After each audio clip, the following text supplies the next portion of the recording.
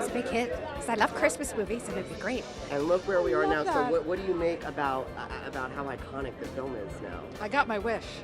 I definitely got my Christmas wish. That movie is a big. For more than 5 decades, Catherine O'Hara made the world laugh. Her voices were big, bold, unforgettable, the kind that filled rooms before she even stepped into them. But in the final hours of her life, there was no audience, no spotlight, no applause, only silence. On a calm day in Los Angeles, inside a private home far from any set or soundstage, one of comedy's most recognizable faces slipped away after what was described only as a brief illness. No dramatic headlines, no public farewell, just a quiet ending that left an unsettling question hanging in the air. How does someone whose entire career was built on noise, energy, and chaos leave the world so quietly? Behind the wigs, the accents, and the iconic characters was a woman who, in her last moments, was not Moira Rose, not Kevin's frantic mother, not a cultural legend, but a fragile human being at the end of a long, demanding life. When the doctor told us that my heart was on the right side and my organs were flipped, my husband immediately said, "No, her head's on backwards." Tonight, we slow time down. We retrace those final hours, then rewind step by step through the life that led her there. The news arrived without warning. A small alert, a single line confirming Catherine O'Hara had died at 71. Within minutes, it spread across continents, through newsrooms, feeds, and timelines. First disbelief, then shock, then a wave of grief that felt strangely quiet for someone so universally loved. Everyone in this family hates me. Well, why don't you ask? He was laughing. This wasn't just the loss of an actress. It felt like losing a familiar presence that had lived in people's homes for decades. Networks cut into programming. Entertainment sites flipped their headlines in minutes. Social media flooded with clips people didn't realize were stitched into their childhoods. Kevin's mother shouting through snowy streets. Moira Rose delivering another perfectly unhinged monologue. Delia Dietz drifting through the afterlife in oversized glasses. What stood out wasn't hysteria, it was reverence. Fellow actors didn't speculate. They didn't chase details. They mourned. Eugene Levy called her irreplaceable. Dan Levy wrote with gratitude, not tragedy. Macaulay Culkin spoke about her like family. Seth Rogen remembered her warmth and generosity. Even the press held back. No hospital leaks, no anonymous sources. Just the same careful phrase, following a brief illness. A boundary was drawn and, remarkably, respected. Yet beneath that silence, questions lingered. Why had she stepped away from public view in the months before? Why skip major appearances despite recent nominations? Why did someone so active vanish so completely at the end? In death, she became almost invisible, and that contradiction makes her final hours feel even more haunting. To understand how she left, you first have to understand how she lived, and what it cost her to be unforgettable for so long. Long before the wigs, the voices, and the perfectly timed chaos, there was a quiet girl growing up in Toronto. Catherine O'Hara was the 6th of 7 children in a large Irish Catholic family where attention was never guaranteed and personal space barely existed. Humor became her way to be noticed without demanding to be noticed. She learned to read rooms before she spoke in them. She watched. She listened. She absorbed the rhythms of people around her. That instinct would quietly shape her entire career. Her first step toward comedy didn't happen on a stage. It happened behind one.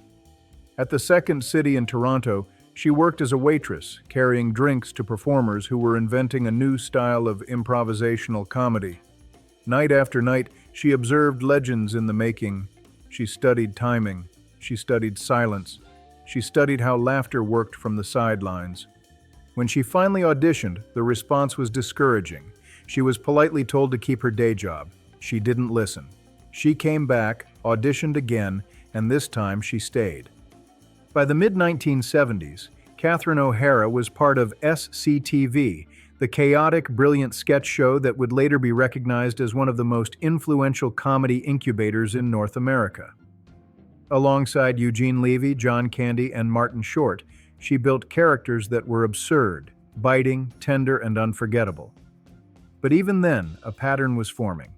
She was constantly praised, yet she avoided attention. She turned down opportunities others would have sprinted toward. She briefly accepted a role on Saturday Night Live, then quietly walked away before ever appearing. To outsiders, it looked like hesitation. To her, it was instinct. She once explained it simply. If something felt wrong, she didn't do it. If a project wasn't good, she stayed home. As SCTV gained awards, nominations, and critical praise, the work itself remained unstable. Seasons ended suddenly. Contracts vanished. Fame arrived in short bursts, never steady waves. And behind the scenes, the pressure to remain funny, relentlessly funny, started to wear on her. Improvised comedy offers no shield, no script to hide behind. Every failed joke is public. Every awkward silence lingers. When SCTV ended in the mid-1980s, O'Hara made a decision that shaped the rest of her life. She didn't want to perform. She wanted to act. She wanted roles that allowed her to disappear. She wanted privacy. She wanted fear. Hollywood noticed, but not all at once. She began appearing in films like After Hours and Heartburn, working with directors who understood there was much more beneath the comedy. Then came Beetlejuice, and her performance as Delia Dietz was both ridiculous and strangely grounded at the same time. She played a woman acting superior to reality while quietly unraveling inside. It was loud, eccentric, and unforgettable. But in 1990, Home Alone changed everything. Millions of families welcomed her into their living rooms as a frantic mother racing across continents to save her child. That role locked her into global pop culture forever. She wasn't just funny anymore. She was warm, human, chaotic, relatable. Even as her face became iconic, Catherine O'Hara resisted becoming a celebrity in the modern sense. She did the work, then she went home. No tabloid tours, no fame chasing, just craft. Through the 1990s and early 2000s, she leaned into the improvised films of Christopher Guest.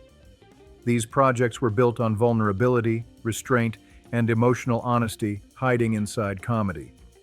They were funny, yes, but also quietly sad. They gave her space to explore longing, regret, and the small heartbreaks people carry every day. Still, nothing prepared the world for what happened in 2015. At an age when many actresses are gently pushed out of leading roles, Catherine O'Hara stepped into Moira Rose. The wigs, the voice, the vocabulary. Moira was a spectacle, but underneath all that drama was a woman terrified of becoming irrelevant, clinging to identity as everything familiar slipped away. Audiences laughed, critics applauded, awards followed. But behind that success was a truth. Catherine O'Hara had spent decades perfecting the art of emotional exposure, and it was never effortless. The more laughter she gave, the more of herself she revealed. And as she reached one of the greatest triumphs of her career, she was also nearing exhaustion. In the final weeks of her life, nothing appeared dramatic on the surface.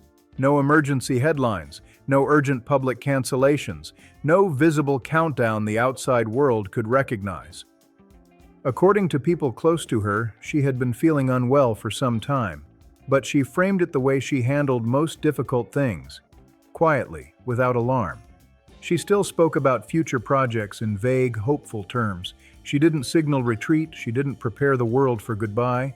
Her illness, later described only as brief, was managed privately at home. This was not a sudden collapse. It was a gradual, controlled withdrawal that matched her lifelong instinct.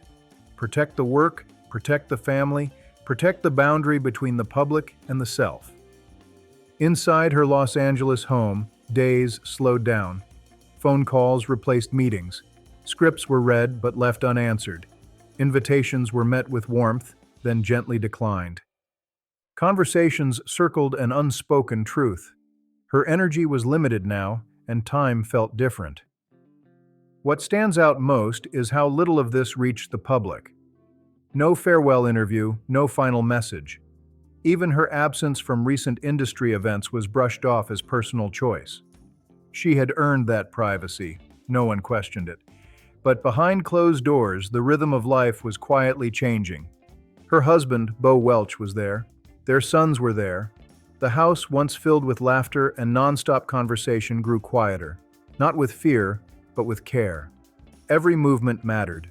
Every moment felt measured, even if no one said it out loud. There were no reports of dramatic final words, no recorded last call, no cinematic farewell. There was simply presence. Time spent together without performance, conversations without punchlines. A woman who had spent decades transforming into characters now had no reason to transform at all. In those final days, CatherineOHara didn't retreat into isolation. She leaned into intimacy, and that decision, to face the end privately, without spectacle, would later shape how the world received the news of her passing. When the announcement finally came, it didn't feel like the end of a story. It felt like the sudden realization that the story had already closed its final chapter quietly while no one was watching. The final 24 hours of her life unfolded far from cameras, stages, or applause. According to confirmed reports, she spent her last day inside her home in Los Angeles, the same space where she had chosen to manage her illness in private. There was no hospital rush, no emergency sirens, no public disruption to signal that anything extraordinary was happening. And yet, everything about that day mattered. Morning arrived gently. Light moved through familiar rooms filled with decades of shared memories, inside jokes, creative energy, ordinary routines that now felt fragile. Catherine's condition had weakened her, but there were no reports of panic or sudden distress. What stands out is how calm and deliberate the day remained. She was not alone. Bo Welch stayed by her side. Family members were nearby. The atmosphere, by all accounts, was attentive rather than frantic. This was not a final day defined by shock, but by quiet awareness. As the hours passed, time seemed to narrow. Conversations grew shorter. Movement slowed. Pauses lingered longer than usual, the kind that don't need to be filled. If private exchanges happened, they remain private. No source has described last words. No witness has shared a final declaration, and that silence speaks volumes. Later that evening, CatherineOHara passed away peacefully at home following what her agency would describe as a brief illness. That careful phrase appeared across headlines, precise, restrained, almost deliberately incomplete. There was no immediate family statement, no breakdown of events, no medical details.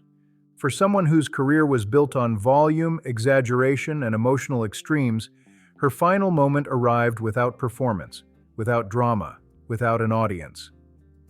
The contrast is striking. She spent more than 50 years commanding attention, yet her final exit was defined by restraint.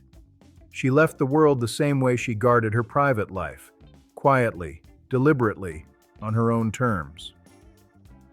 As night settled over the house, the world outside still hadn't caught up.